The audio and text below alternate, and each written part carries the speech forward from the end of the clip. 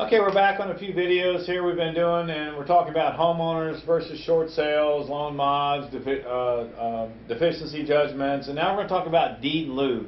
So I'm here with John Wright, and we're talking about some of the questions that homeowners have asked you, and some of the questions that the public needs to know about. And this question was on... They say I didn't qualify for my loan mod because of the situation I'm in. They said I'm not qualified. But they did say, well, you qualify for a deed in lieu. How can I qualify for one and not qualify for another? Well, the difference between a loan modification and a deed in lieu is a loan modification is where you're trying to save the home. We did a lot of these loan modifications early before 2008, where people were behind on payments and not being attorneys and all. And back then, you could collect a fee for working on that. And so many people took advantage of that, mostly attorneys and people that weren't ethical about helping a homeowner in the modification. But in that process, like I said in the other video, we saw how many people fell out of loan mod once it was created. So we really got a bad taste in our mouth about what the banks were really offering homeowners when we saw the documentation, when we went through the documentation, when we read the documentation. It really wasn't the benefit for the homeowner. So then they talked about the deed in lieu.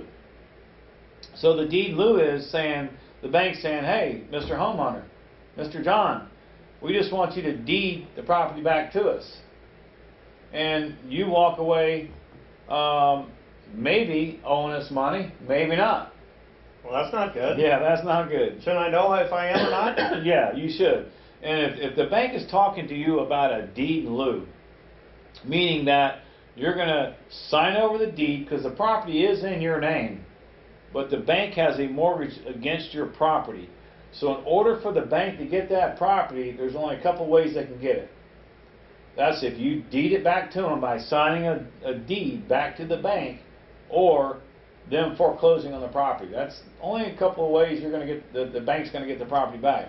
So a deed in lieu allows the bank to take back the collateral and you walk away. But you better make sure on that deed in lieu documentation that the bank sends you that's foreclosing on you, correct, that there's no language in there, or that is language in there that states that you will not be responsible for the debt from here until doomsday.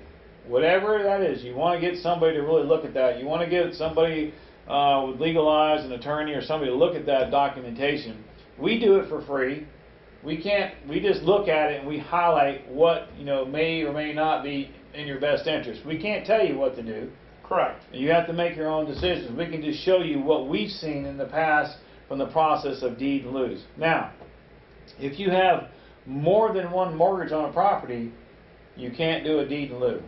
No, didn't know that. Didn't know that. Meaning that if you have a mortgage, a second mortgage, or a mortgage and a line of credit, or a mortgage they call sometimes a HELOC.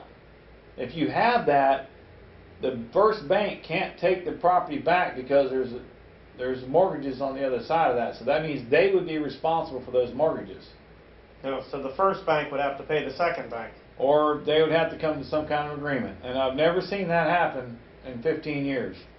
So the deed in lieu, another thing with the deed in lieu, if you have a HOA or any other type of lien on that property besides your first mortgage, the banks will not do the deed in lieu process.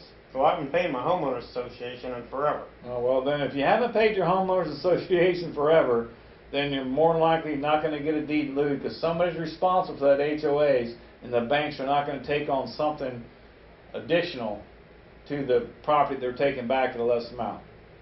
Also, on a deed in lieu, sometimes they call it cash for keys. Yep. Sometimes the banks will give you cash to deed the property back to them. Now that's happened. I know people have done it, but I can tell you it's far and in between when a bank's going to give somebody money on a loan that I'm not paying. On a loan that you're not paying, and you're going to have to get the property cleaned in really good shape. They're going to walk through the property. Matter of fact, I was just talking to a young lady today that's what she did. She agreed to give the property back to the bank, cash for keys. I don't know how much it was. Usually it's between 1 to 5,000. Again, depends on the Size of the property, house. the mortgage, the size of the expense of the house. But typically in the properties that I think you're working in, and that we're working in the medium range price range, because that's the fastest moving properties for homeowners that we're working in, because that's the ones we can work with the fastest and get it done quicker. The bigger homes take a little bit longer because they're bigger mortgages. So, but if you're a homeowner, deed in lieu, be careful what you're signing. You make sure that you're not going to get hit by the bank for the difference. I've seen it happen, and it's not a pretty subject. So, deed in lieu is another option, and we'll talk about other options after this.